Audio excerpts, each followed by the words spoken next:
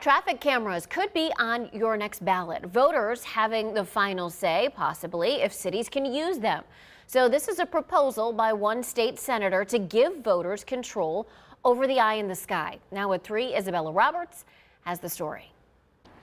Traffic cameras like this on this intersection behind me are supposed to be making streets safer, but Senator Tom Patton argues that they're actually making money for out-of-state companies. Under his new bill, you would get to decide, do the cameras stay up or do they come down? I've called it a cash grab for several years now. Senator Tom Patton hears about it almost daily. People getting tickets in the mail from traffic cameras like these at Harvard Avenue and Washington Park in Newburgh Heights. He says he supports traffic safety, but argues these cameras don't actually make roads safer. Whereas getting a ticket in the mail a month later, does nothing to improve the safety of the citizens.